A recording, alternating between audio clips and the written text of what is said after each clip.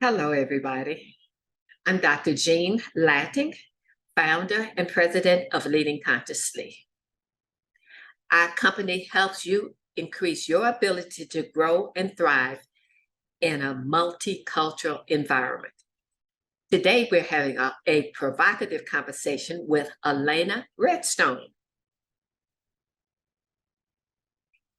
A friend of mine told me about her, and I jumped on the opportunity to invite her to this podcast for a discussion.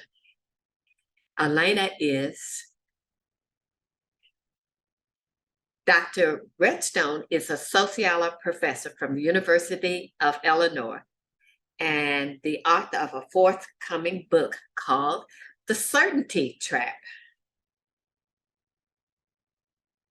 In a nutshell, the certainty trap is what happens when people hold different fixed positions and then try to talk with one another. I was immediately intrigued that here at last was someone could tell us how to navigate these polarized discussions that are happening in the workplace, social gatherings, and at the dinner table, and tearing us apart. So here is Dr. Redstone. Okay, hello everybody. I am totally thrilled to bring to you Ilana Redstone, who has a very impressive CV. She is an associate professor of sociology at the University of Illinois at Urbana-Champaign, pronounced like the drink. And she has a new book out on, well, first, her original book is called The Certainty Trap, and that's why she's here. I'll say more about that in a minute. And she has a new book out on unassailable ideas, how unwritten rules and social media shape discourse in America higher education. So Ilana, welcome. Thank you so much. I'm happy to be here. Just to be clear, the Unassailable Ideas book came out in the fall of 2020. And The Certainty Trap is a manuscript that is not yet published. There was the piece in the Washington Post. The book is largely written and is not out yet. Okay, well, the Certainty Trap is what lured me here. Yep, right. Made me want to invite you. So thank you for the correction. So before we jump into it, I'd like to know something about you. We focus on racial and social justice, and multiculturalism in multicultural environments. And let me just clarify, I use the word culture beyond race, gender, and all of that stuff. I think different religions have their own cultures, different classrooms have their own cultures. So how do you deal with people whose background and foundations are different? So with that in mind, say a little bit about how you grew up and what led you to the work you're doing now. Okay, that's a big question. It's a great big question. It is a great big question. I'm trying to think of the most concise way to answer it. I grew up in Western Massachusetts, in Amherst, which is, if people have heard of it, it's a college town. And did my undergraduate at the University of New Hampshire in Durham, New Hampshire, and then after college, I was fortunate enough that I was able to spend a lot of time traveling, partly because, well, college was a lot cheaper in the early 90s. And so I was in the very fortunate position of not having student loans when I graduated. Right. And so, yeah, which was really like an incredible just gift. And so it gave me the flexibility to travel. And so I did that a lot in my 20s before I went back to graduate school in demography and sociology at the University of Pennsylvania. I would say, two of the things, my work now is certainly influenced by my experiences just traveling the world. One of the kind of general lessons I would say that I took from those experiences is that the world is sort of full of people just trying to kind of figure things out the best they can. Just trying to make it. Just trying to figure it out. And the other thing, so in the late 90s, one of the last thing one of the last sort of overseas things that I did before I went into graduate school was I was a Peace Corps volunteer in Togo. And Ah, so, yeah.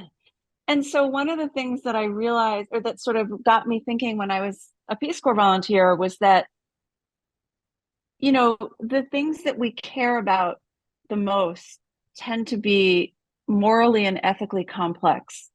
So even something like the Peace Corps, which I went and I finished my service, which is a little over 2 years, and but even something like that raised questions like, and I don't mean to suggest I'm unique in this regard. There are lots of volunteers struggle with these questions, like, are we doing more harm than good? Are we propping up a corrupt government? Are we fostering dependency? All of these kinds of questions. I don't have the answer to them. I still don't. I didn't then and I don't now. But just understanding that it's actually complicated. Like, you can come down on a lot of different reasonable people could come down on different sides of those questions. And so that's sort of how I think about my work now, which is just fundamentally from a place of the things we care about, the complex social problems that animate our daily lives and our sort of motivation to make the world a better place are morally and ethically complex. okay. So before we go further, what's the certainty trap? Think about it. The certainty trap is fundamentally understanding the idea that when we judge harshly or demonize somebody who disagrees, and it's usually on contentious issues, usually, and by contentious issues, I mean issues that touch, things like race, gender, identity, various forms of identity, inequality, intent, ideas about harm, freedom, all of these things that tend to be very contentious. That when we judge harshly and demonize, that comes from some value, belief, or principle that we're holding on to as certain or inviolable. You want to build strong communities. You want to be able to communicate across ideological divides. You want to reduce political polarization. You want to build trust in institutions. All of these things that we care about are reasons to stay out of the certainty trap.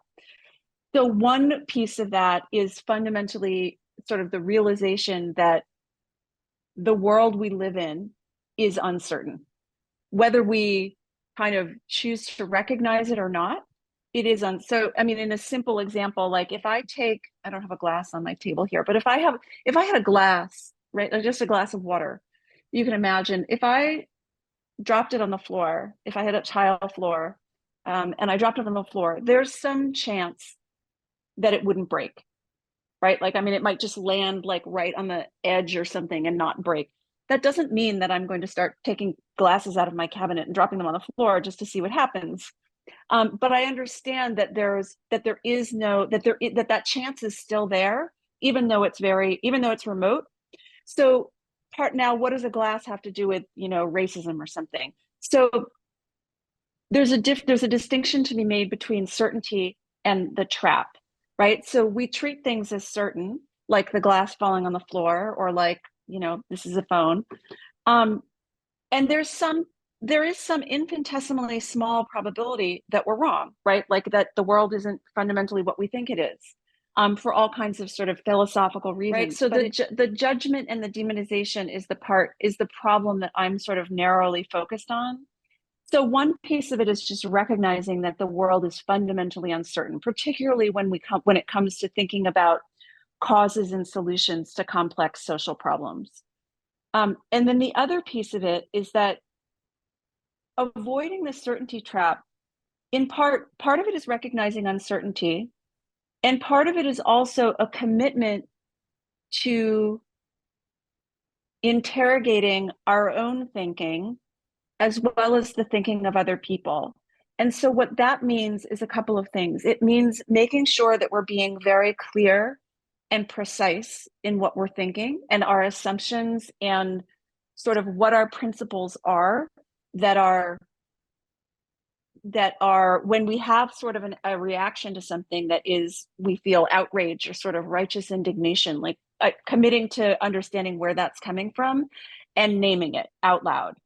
Okay, Right. so And I can give you, let's hang on. So yeah, let's put some people in here. sure. Do you So want me to give you an John is example? talking to Oh, Mary. Okay, or whatever. okay. Let's make it concrete. Sure. Go ahead. Do you And want to give I'm deliberately picking this example because it seems absurd.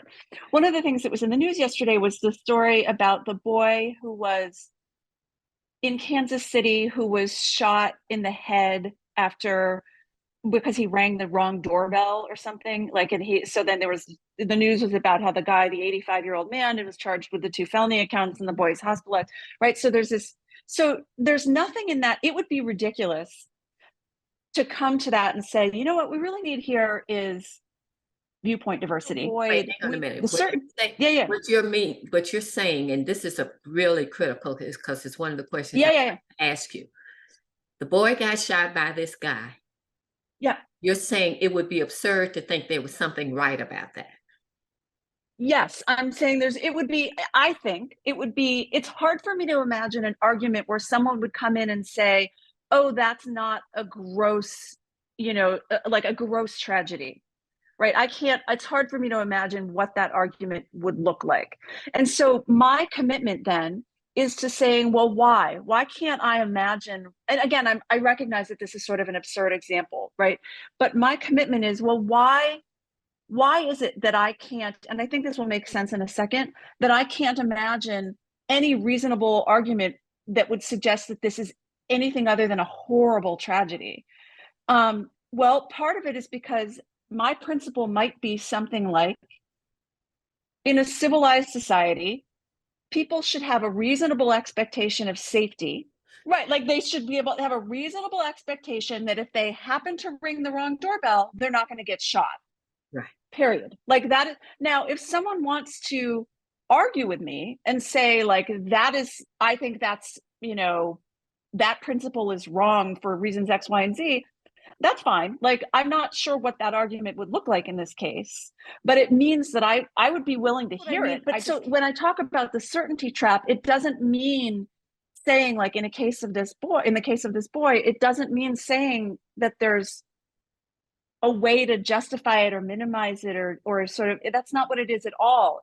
But it is about being clear about what it is. Okay, I feel outraged about it. Why do I, and so putting words to that can also, also an important step in sort of clarifying our own thinking. Does that make sense?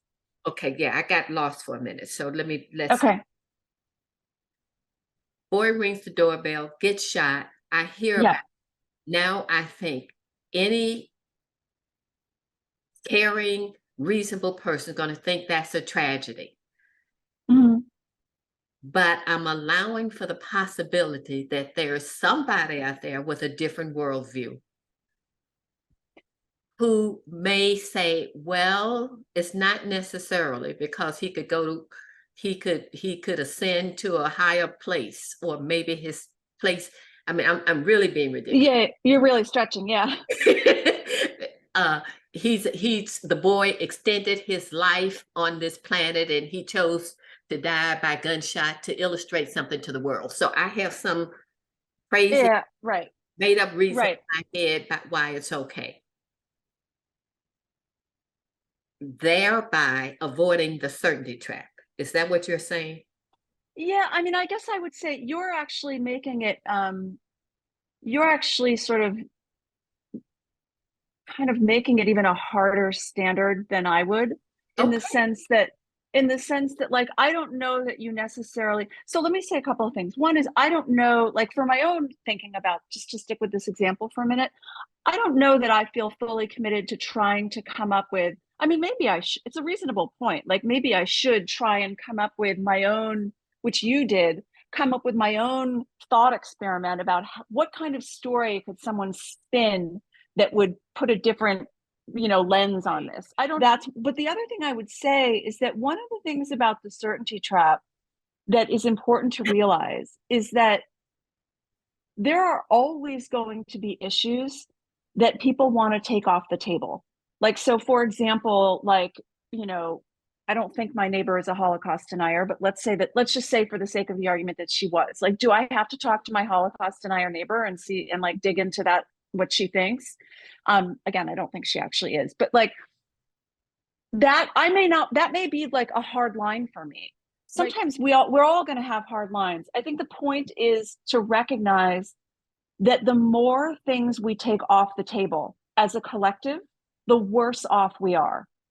Okay. It's not at the individual level. Yes, there are certain things that we just can't, they're just too sensitive, they're too sore, they're whatever. But understanding that in the aggregate, as a society, the more things we take off the table, the worse off we are. Okay. By take off the table, the phrase I use is undiscussable. So, yeah, same thing. So what you're saying is the more things that we classify as undiscussable, the worse we are as a society. Right. Or world, because why? Because what happens when you don't discuss things is that people are thinking about them anyway. And I think that when we don't discuss things, we give them more power over the conversation than when we do. And so I don't think you're not solving anything by not discussing something. You are responding to sort of an emotional need, an understandable emotional need, right? To protect yourself, which is very, I'm going to use the word understandable again. It's very understandable. It doesn't go away. The things that not talking about things doesn't change what people are thinking on the inside. It doesn't, it changes social norms in a way that can create resentment, right? Among people who feel like, oh, I'm not supposed to talk about this thing, like, right? It can also, I do think that there's a world where taking things off the table can push people further to extremes. That's social science has validated that. Whatever suppressed emerges someplace else. And right. I mean, right. Because people will seek out, if I want to say, let's say I just did this event on Friday night about affirmative action. And let's say I'm opposed to affirmative action. And let's say that somebody says, well, that's undiscussable, or that's an undiscussable position. And then I decide that I'm going to go find some other group of people who are opposed to affirmative action and who don't judge me for it. Well, those people might have more extreme views than I had in the first place. Perfect. Right? Like it's not clear what you're winning by doing that. So ultimately, I suppose, I think direct engagement is better. Although I understand that people have, at an individual level, we all have limits. Yes. Okay, that's good. So we have limits, but to make things undiscussable means we're driving the opposition someplace else to protect our hurt feelings.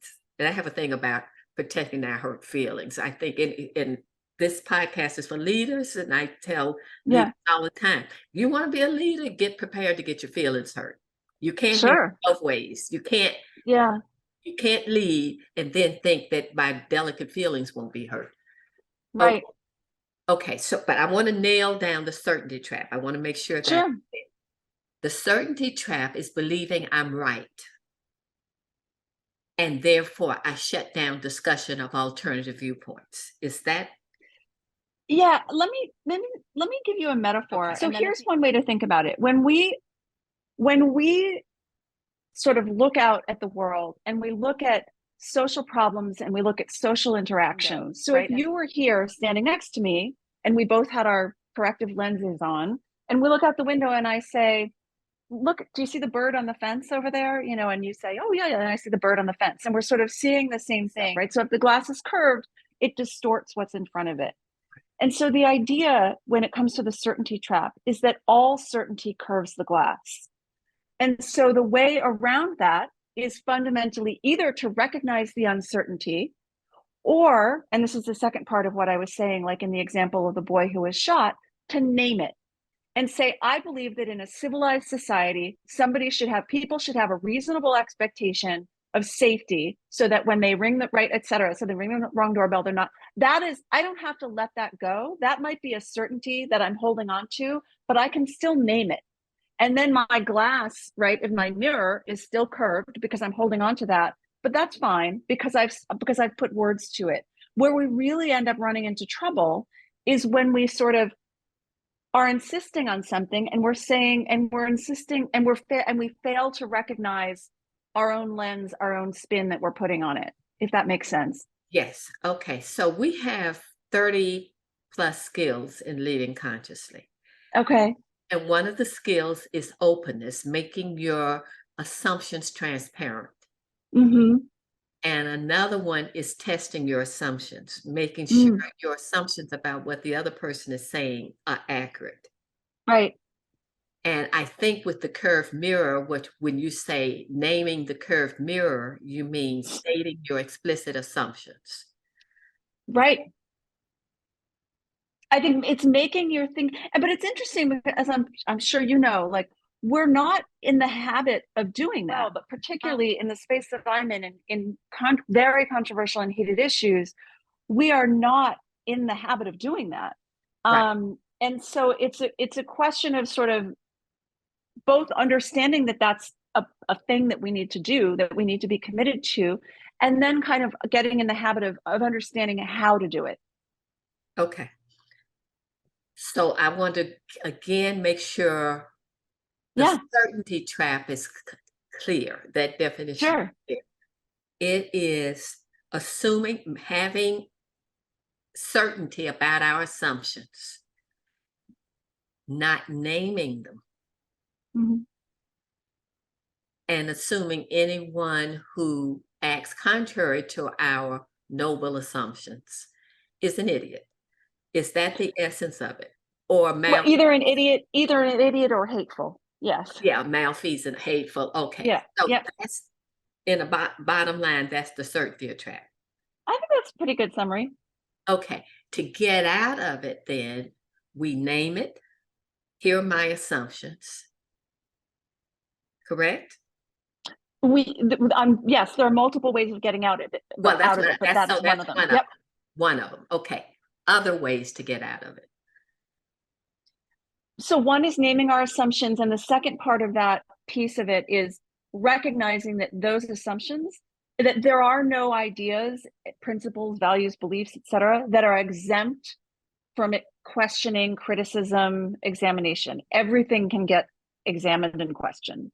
And so once we name something, we open it up for somebody else to come in and question it, right? Whereas they can't do that before we put words to it. So that's one way. The other way I would say is moving from, one way to think about it is if you think of moving from certainty to confidence. So if you think about almost a number line, right, from 0 to 1, where 1 is, obviously 0 and 1 indicate certainty, both in the negative or the positive.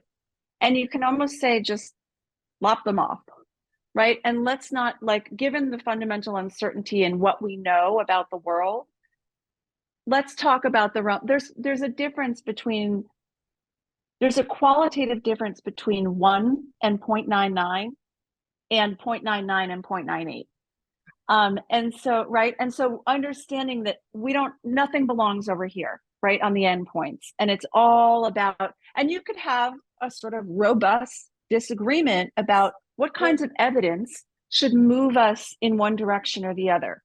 Is it fundamentally sort of, data driven, like, right, sort of, and by data I mean like aggregate data, or is it people's lived experiences, sort of anecdotal evidence, right? Like, how should we think?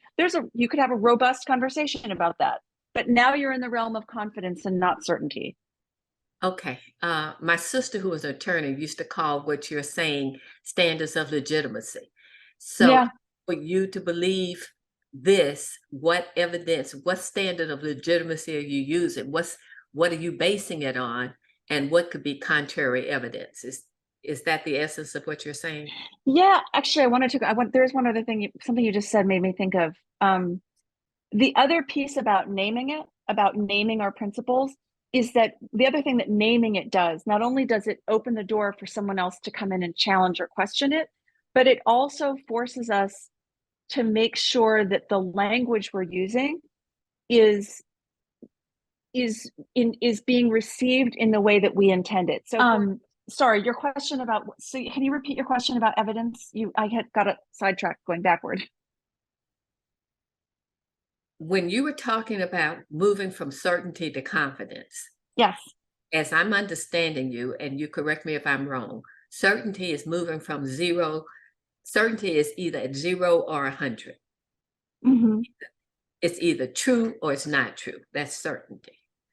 Confidence is there's a 99% chance that I'm right, that it's right. I'm confident.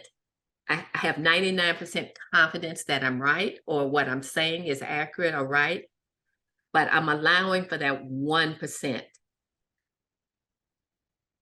to change. I think that's right. It's like, it's that, and I mean, it could be smaller than 1%. It's the chance that, going back to what I said in the beginning, it's the chance that I drop that glass on the floor and it doesn't break.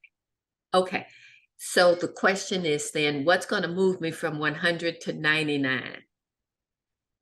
I think that's a really good question. I think that so the way I do this with students, I'll just give you an example. One of the exercises that I'll do with undergraduates sometimes is I'll say to them, so I'm in a sociology department. We spend a lot of time talking about inequality. We spend a lot of time talking about racism. We spend a lot of time talking about identity. And so one of the things that I'll do with classes sometimes is I'll say, okay, well, let's talk about something like educational inequality, something that people rightly care about. And so I'll say, this is at the University of Illinois, and I'll say, you've all had some degree of educational success. Just you're sitting here in this classroom, like you've had, you all know people who you went to high school with, who didn't go to college or who didn't get into the U of I or whatever. Like you've all had some degree of success just because you're, by dint of the fact that you're sitting here.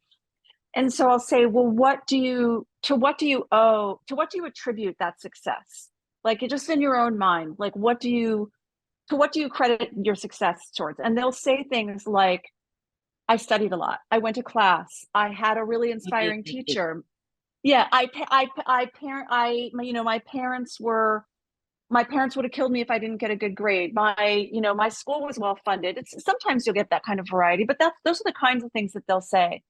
And I'll say, and if they don't bring it up, I'll say, well, a lot of times in this case, people talk about structural causes, right? They'll talk about structural racism or structural, and let's just set aside for the moment, like what that means and how we would define it. We can just bracket that for a moment.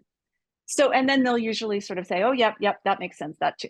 Or the absence of that in their case. And so then I'll say, can you put these in some kind of rank order in terms of how much you think they contributed to your educational success? Can you put them like, well, this is number 1 and this is number 2 and this is number 3? Can you rank order these things? And of course they can't. I mean, they can't do it. But the point isn't for them to do it. The point is for them to recognize that they can't, and that the uncertainty, the sort of what they don't know, shapes how they think about the broader conversation about educational inequality. So, for example, the next time that you hear someone talk about individual behaviors and how they relate to educational inequality, is that person doing that because they're coming from a place of sort of racial resentment if you're talking about educational disparities? Maybe. What are the different possible explanations? Is there something beyond? Is there something that we're missing? And in that, if I'm following you, you're saying that what you try to get the students to become aware of is what they don't know. At some level, yeah. I mean, let me give you one more short example. Can I do one more short example? Sure. So like one of the things that I'll do in class is I'll ask students to kind of bring to class, like, things that they observe out there in the world that they find offensive, off-putting, examples of cancel culture, whatever. And so last semester, I did have a student come in. She was of Mexican descent. She had referred to herself that way somewhere at some point during the semester. And must have been the second week in November. And she came into class and she said, and this was in front of the whole class, and she said that she had gone into Target that weekend and there was a display, like a plastic stuff display for El Dia de los Muertos, like the Day of the Dead in Mexico, and how she was kind of offended because this plastic display of junk was in Target, and it felt kind of demeaning to her. And so my job, when in terms of thinking about getting them to understand what they don't know, my role is not to tell her whether or not she's too thin-skinned or not too thin-skinned. What I see my role as is I'm saying, okay, I get that. Let's think about it for a minute. So let's assume that someone comes into Target and they don't know what the Day of the Dead is. They've never heard of it. And they see this display, and maybe they ask the salesperson and they say, "What's that?" And maybe the person doesn't have that much information, but they say, "That's for the Day of the Dead." And then this person walks out of Target and they now have heard of this holiday that they never heard about before they walked in.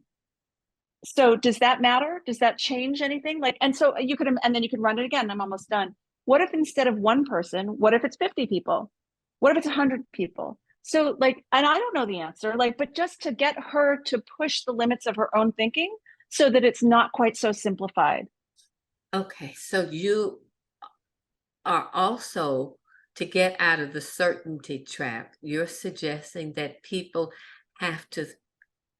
could think beyond their immediate gut reaction to a phenomenon, simplistic reaction, and to see the complications of it, to see the thing as being bigger and broader than their immediate reflexive reaction. I think that's a great way of putting it. Yeah. Okay, and so what you do then is encourage people, okay, you have your immediate reaction, you have your principles, you have your thoughts. Now, how is it possible that what could be another way of looking at the same thing? Or just a more complicated way of looking at it, And even if you don't change your mind. well, that was one of my questions for you about the not changing your mind. Because when I'm reading your readings, there was one Yeah. you said you don't have to change your mind. Mm. But the rest of the time, the other places that I read, it seemed like be open to changing your mind or possibly. Yeah. I mean, I don't, so I'd have to see kind of what specifically, if I made it sound at some point like I think people need to change their minds, that I certainly didn't mean to. I'm not sure. What I will tell students and what I'll tell other groups is that I'm not here to change anyone's mind about anything. Yeah. I don't really care. I mean, I can't, that sounds callous. You can have whatever position you want. What I do care about is whether you can have a conversation with somebody who disagrees with you. Okay, so let's talk about that. Mm-hmm. I'm thinking of 2 or 3 workplaces right now, but people who Mm-hmm. think differently, they're at war with. Yeah. What should happen in that kind of situation? Are these, so just to get a little bit more context, are these certainties, are these conflicts around contentious issues, or are Is they? if let's take your Day of the Dead example. Sure. Is it racist to make this plastic display, or is it not? That's not the example. That's not a true example. Yeah, no, I get it. No, I love it. So Okay, is so it okay? go So ahead. this one group says it's definitely racist to have this cheap thing up in Target denigrating Yeah. our sacred holiday. And another group of people saying, "Are you kidding? This is an educational tool," and they are at war. Yeah. Oh, I love that you just use that as an example. That's great. And I know that it's not the actual example that you're dealing with. Um, I think so. Okay. So there's two answers. One is more complicated than the other. Sort of the simple answer is that if you're going to talk about the Target display, ultimately a decision has to be made. Either you put the display up or the display doesn't go up. There's no sort of middle ground really, it's sort of halfway up or whatever. It's either going up or it's not going up. So somebody has to make a decision.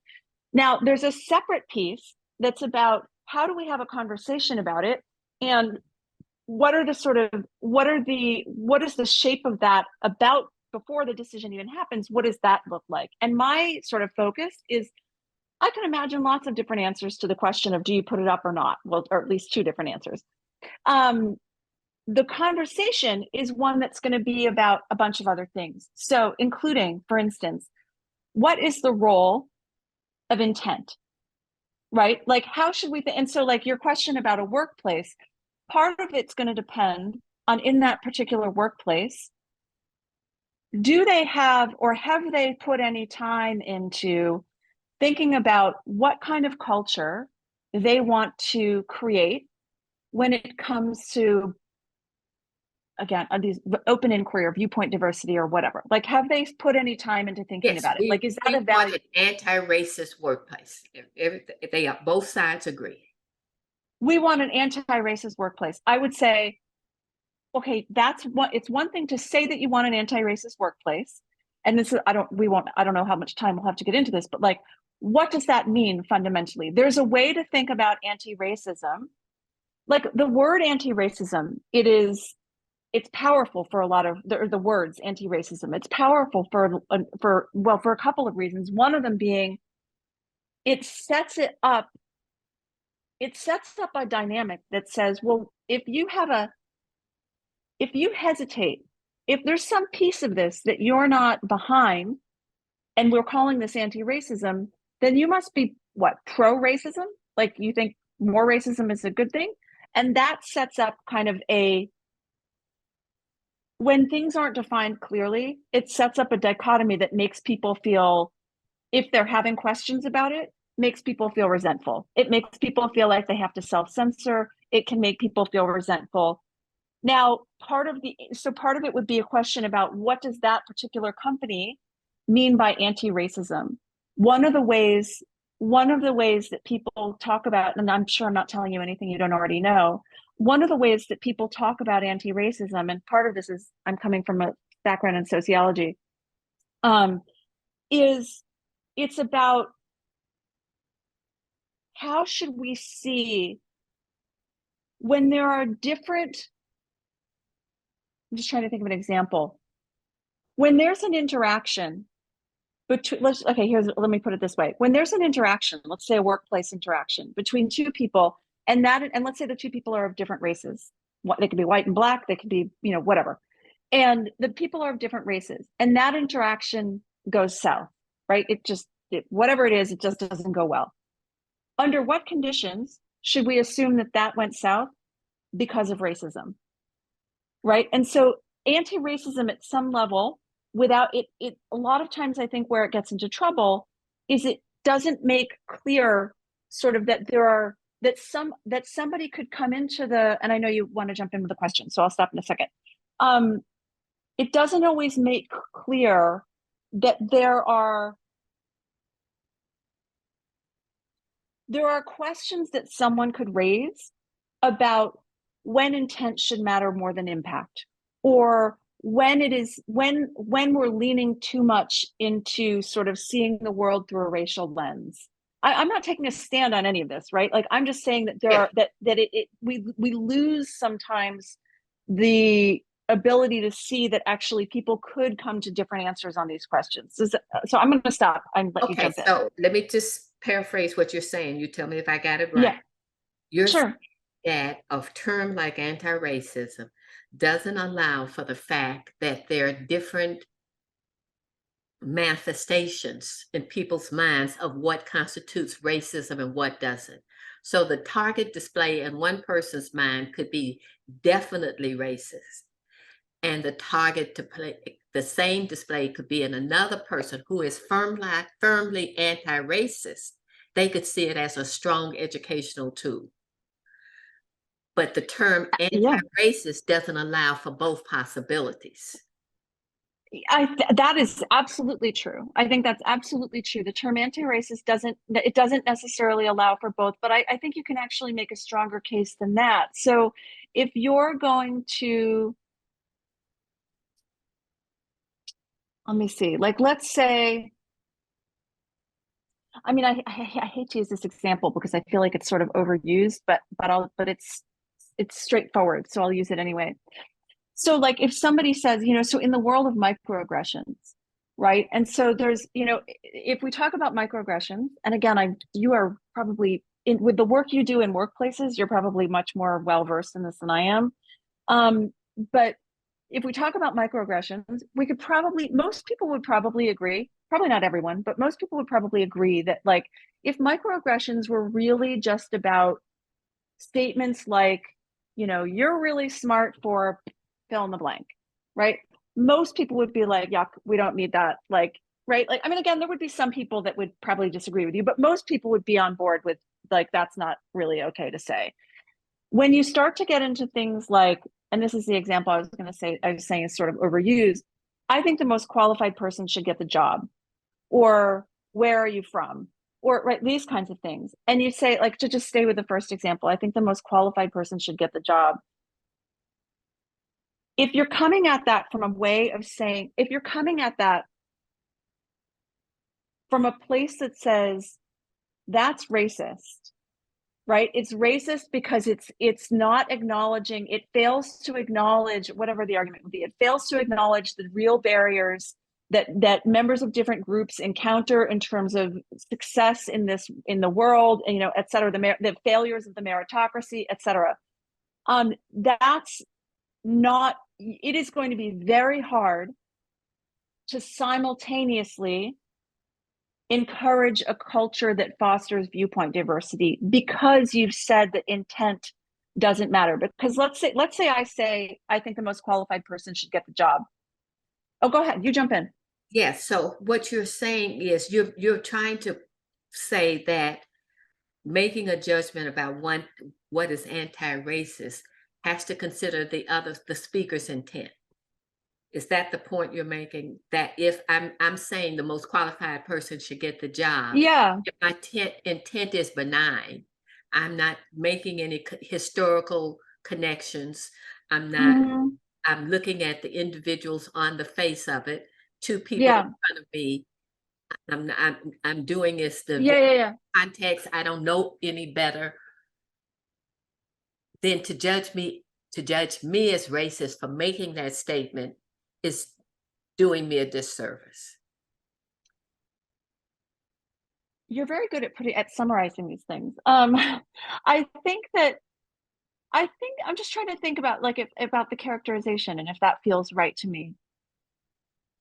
I think that I think that's largely right. I think I would maybe qualify it by saying that in that particular example, the conversation that hasn't happened, I'm guessing, in this hypothetical workplace is, how do we want to handle situations when somebody's feelings bump up against somebody's intent, right? When somebody says this is offensive and somebody says, well, this is just my opinion. And if you're going to always defer to the person's feelings, then if that's your default, right? You're always going to defer to the person's feelings, then you're not really going to create a space where that is open to a diversity of viewpoints. And so I think it's the recognition of sort of navigating that tension on a case by case basis. Okay. So let me say what I would say Yeah. stronger than what you would say. Okay. The question is, if someone comes to my workplace who endorses the Klan, Uh-huh. can I allow that person to have a viewpoint? That's a great question. That's a totally fair and great question. So I have an answer, like, I have a sort of an analytic answer, and then I have a kind of gut answer, and they don't necessarily agree with each other. Okay. So, like, on the one hand, you could make the argument, and some of your listeners may think this is nuts, but, like, I could imagine you could make the argument, and I remember doing this.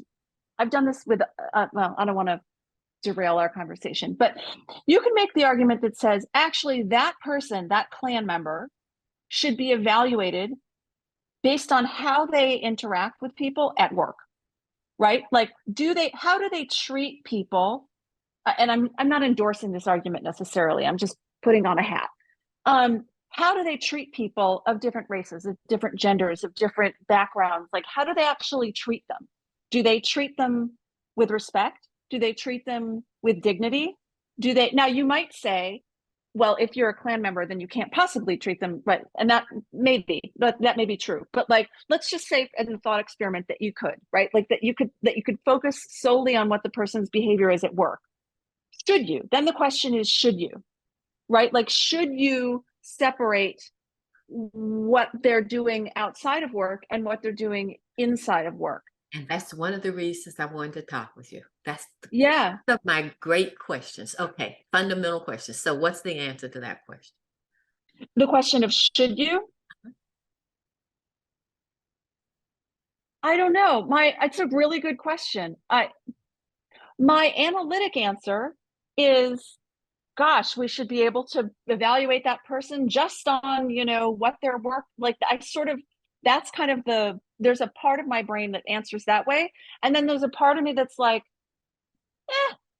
nah, like, I don't really want to, I don't want to hire the Klan member. I don't want to work next to the Klan member, like whatever, like I don't want to have to listen to him.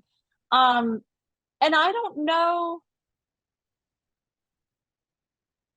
I honestly don't know. I mean, I guess I feel that tension in myself, and I'm glad I'm not in that position.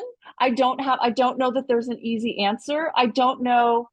I can imagine a situation where if somebody wanted to be very, very open-minded, they could, but then you have to like then you start weighing all these factors. Like, so let's say you're an employer, you want to be very open-minded, you want to say, look, I'm going to give this person the benefit of the doubt, I'm going to let them come on, I'm going to see how they actually work. And let's say you have a mutiny on your hands because nobody wants to work next to the Klan member. That's a factor as well. And so how do you sort of, like, all these different moving parts, how do you think about that? I don't have an answer. I don't have an easy answer. I mean, I imagine I can guess where most people would end up, but I mean, as a thought experiment, I can see the complexity. So I will tell you, for most of my life, I've had to wrestle with that exact question. The Klan, Really? the Klan member is the extreme example. Yeah. But do I endorse someone, for an example, who endorses the Southern strategy for voting and who thinks it was a good idea to gerrymander, that legislators should pick their own voters, and that gerrymandering is okay because the legislators were voted for there? Am I now supposed to cooperate and work with you on anti-racism or on social policies or what have you, when you're holding a belief that, to me, fundamentally undermines the very thing we're working on?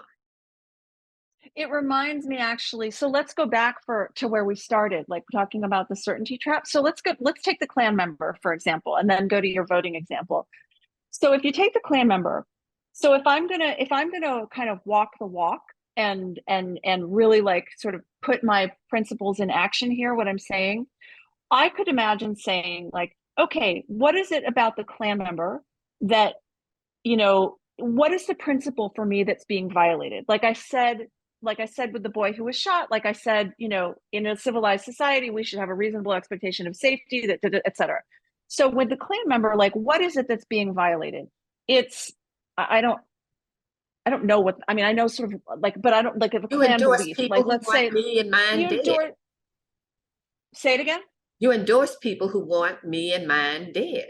Right. So like I fundamentally think, and I'm so, like, again, it's one of these sort of absurd examples, but like, let's say that my principle is that I think all lives have equal moral value, and that we have an obligation to, that everyone should have access to pursue their potential and their right, et cetera. So like, let's say, well, hold on, because I want to get to your voting example.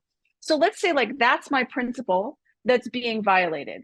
So With the, I want to say this, by principle, you mean yeah, a higher abstraction. You're not adding the heart, the amygdala in there. You're not adding the visceral reaction in what's being violated. that's fair. I think that's right. I think that's right. I have to think about that, but I think that sounds right to me. Okay. And then with the voting question, like I guess I would say when it comes to the voting question, and I'm not an expert on, I do not pretend to be an expert on sort of like voting policies. I know I know enough to know that it's a contentious issue, but I don't know the details about legislation and this and that.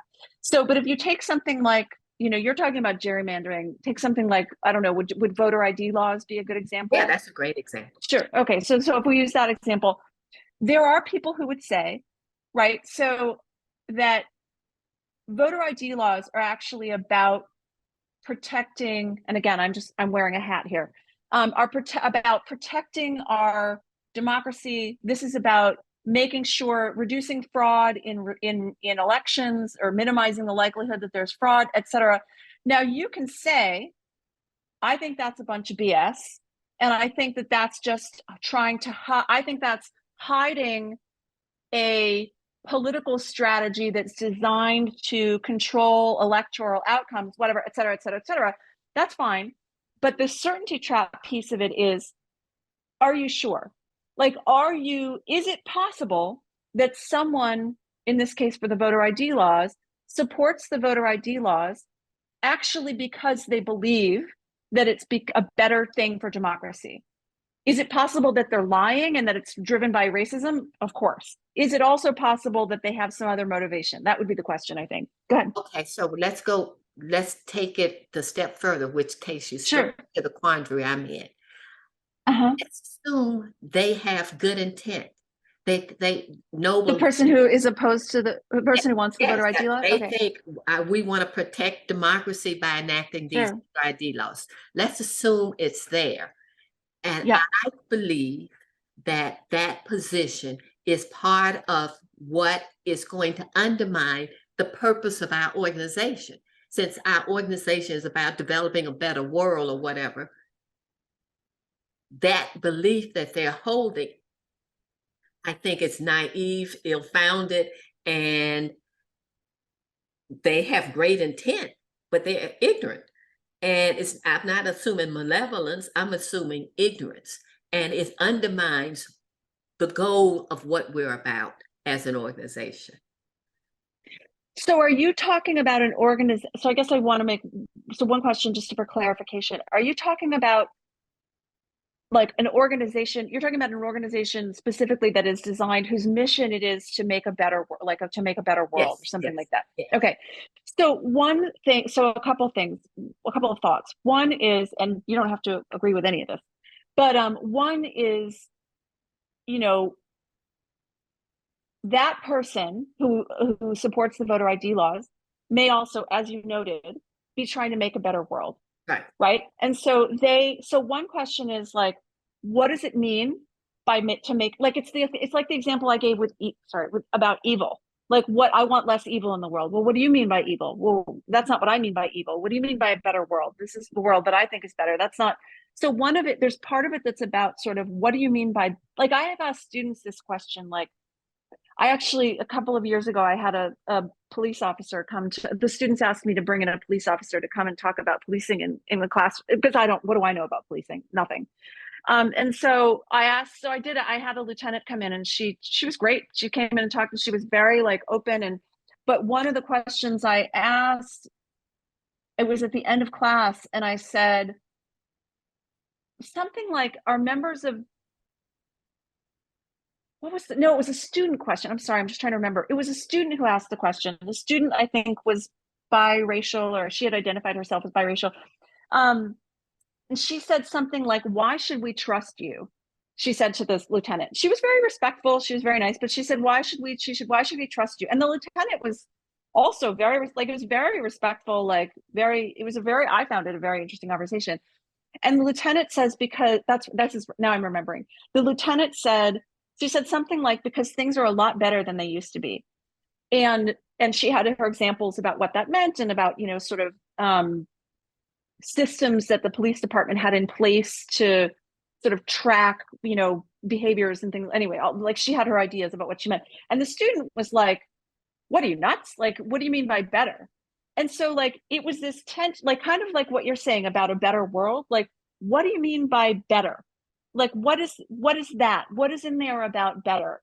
So that would be one piece that comes to mind, like in what you're saying about this voter ID thing, is sort of just the fuzziness in that world and whose definition should take priority. And the other thing I would say is, if you have this, like going back to the certainty trap, and I'll stop in a second, what if you're wrong? Right? I guess I would ask the question, maybe, and maybe this is a question for you to reflect upon, although it's also a question for this other person to reflect upon.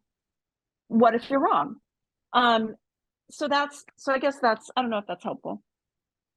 So what I'm deducing Yeah. of what you're about is teasing out definitions and asking the question of what if you're wrong. And the way to avoid the certainty trap is to just keep digging and clarifying in terms of clarifying definitions and clarifying assumptions. I think there's a lot to what you just said. Yeah. I mean, I would not disagree with anything you just said. I think that's a useful way to think about it. And that leaves me frustrated. On the one hand, I love it. Yeah. Right? I'm all about testing assumptions. I Sure. love it, but in preparing for this and in thinking about what I wanted to ask you, I was thinking, what if I have a firm moral conviction about something? Mm-hmm. It's a moral conviction, Mm-hmm. right? Like with the boy who got shot. Like the boy who got shot. That was a perfect example. What if I have and so Name it. I can tell you that Jean Ladding, could talk Yeah. to the man who shot him and learn about his childhood and his fears. I Yeah. could do all of that. His Yeah. assumptions, I could dig into why he thought it was the right thing to do and see the world from his perspective. I grew up Mm-hmm. reading a lot of books, so it's easy for me to jump into somebody else's shoes and look at it Mm-hmm. and see their lens. But where the rubber meets the road is, now that I understand him and I know maybe he had no evil intent or what have you, there's still this dead kid. Yeah. Or there's still the target display is still up there. And so Yeah. the question is, and let's leave him, let's go to the target display. The Mm-hmm. target display is still up there. Mm-hmm. And it offends I think, right. So I think, my culture. It's not hurt feelings. It's a sure. moral imperative for me. I think that I think you are asking all the right questions. And I think that what I'm saying is actually not, the idea is that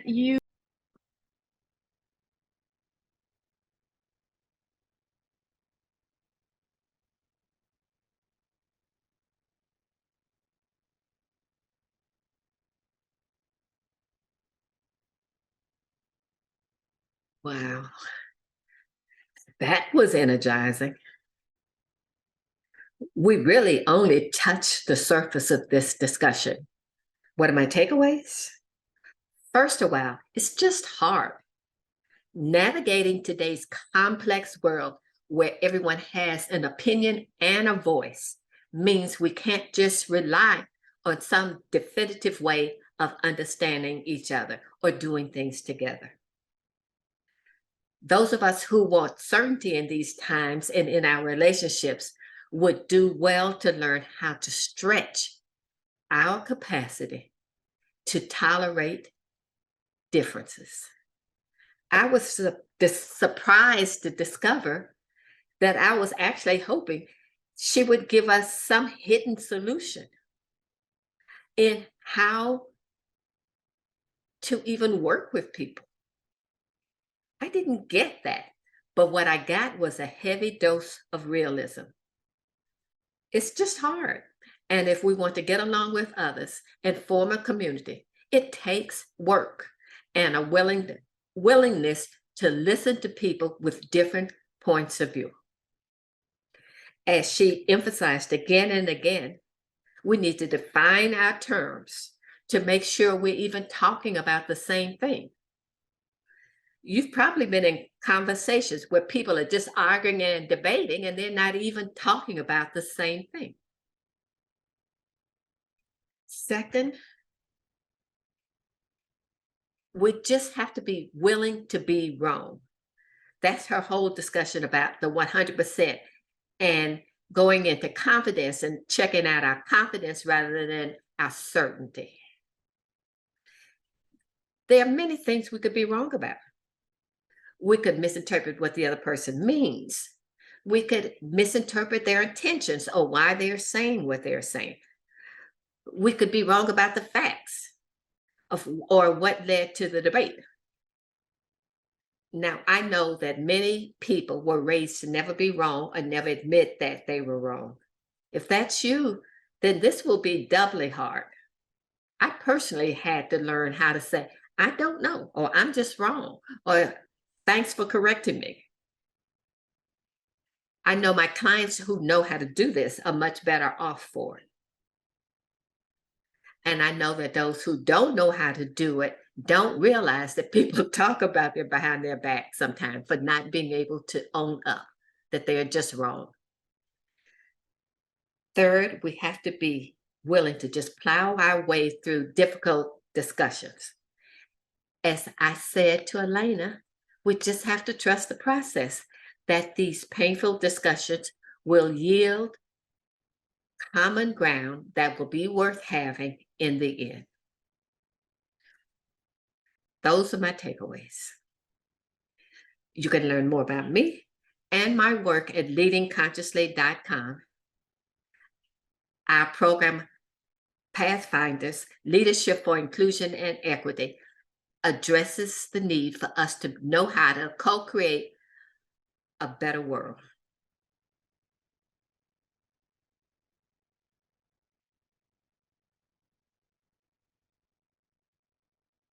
For more information about what we do, see the link below.